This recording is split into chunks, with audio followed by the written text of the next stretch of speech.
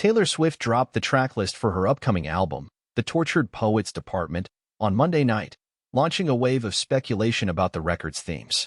The final track, titled simply Clara Bow, sent the internet down a rabbit hole about the song's potential meaning.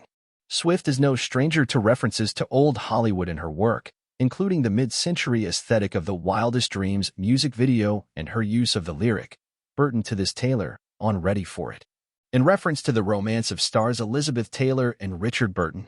But this is the first time Swift has used a classic film star as the title of a song. So, who is Clara Bow anyway? She was one of the biggest stars of the silent era, defining the 1920s flapper image alongside the likes of Louise Brooks and Joan Crawford. Though perhaps no one personified the roaring 20s quite like Bow with her close-cropped short hair, her Cupid's bow red-lipped mouth, and her penchant for playing emancipated women. To this day, Bow is considered an icon of sexual freedom for women. But there's much more behind that party girl image. Born July 29, 1905, Bow had a difficult childhood growing up in Brooklyn, New York. Her mother suffered from mental illness and was eventually institutionalized, leaving Bow prey to her abusive father. She got her start as an actress competing in a nationwide acting competition, Brewster Publications' annual Fame and Fortune contest. After winning, Bow sought out screen work in New York before moving to Hollywood in 1923. It was there that her screen career truly exploded, as well as her reputation. She later described herself as running wild during this period of her life. In addition to her abundant sex appeal, which is sometimes credited as inspiration for the look and persona of cartoon Betty Boop, Bow is known for bucking convention, often subverting gender conventions in her roles and using her sexuality to craft her public image. Though she did successfully make the transition to talkies, Bow's greatest impact was as a silent film star. Her sex appeal often overshadows her talent as an actress, particularly because many of her early dramatic roles came in films that are now lost. But Bow was an adept and naturalistic actor, able to cry at the drop of a hat. It is this skill which purportedly landed her a contract with Preferred Pictures after one meeting with executive B.P. Schulberg. Over the course of her career, Bow made 46 silent films and 11 talking pictures, but it was in 1927 that launched her to superstardom. The film stars Bow as shopgirl Betty Lou, who schemes to win the heart of her employer, Cyrus Waltham Jr., Antonio Moreno. It was this film that led audiences to dub Bow the It Girl, a colloquialism that came to be a label for the girl of the moment, one whose magnetic charms and undeniable sex appeal make them the toast of the town. The same year, Bow also starred in Wings, in which she plays girl next door Mary Preston, caught in a love triangle between two World War I pilots. The film is notable for being the first to win Best Picture at the Academy Awards. Following the success of it in Wings, Bow became the #1 box office draw of 1928 and 1929. But Bow's success also came with a dark side, leading biographers and gossip columnists to spin unfounded rumors about her. Fed by cinematic images of her dancing on tables and drinking to excess, many of her contemporaries wrote of her living as if there was no tomorrow, and Bow, in turn, called much of the Hollywood elite snobs who viewed her as a freak for daring to be unapologetically herself.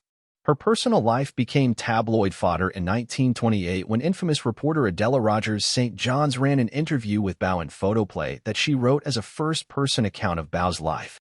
But the worst blow came in 1931 during a trial involving Bow's former secretary, Daisy DeVoe, who was indicted on 37 counts of grand theft for stealing money, jewelry, and personal papers from Bow.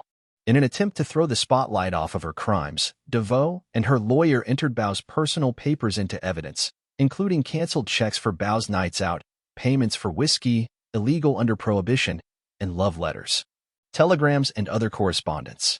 Bow, who was already suffering under the strain of the pressures of fame, barely made it through the trial.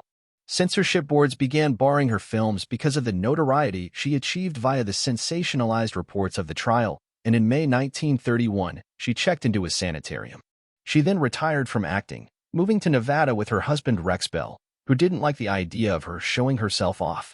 She returned to make 2 more talkies for Fox, Call Her Savage, 1932, and Hoopla, 1933, before abandoning Hollywood for good.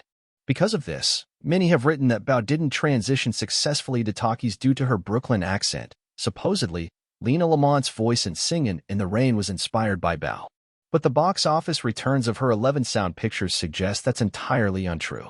Still, Bow's image has predominantly endured as a cautionary tale, bright, quickly extinguished light of the wild party girl seen in her films.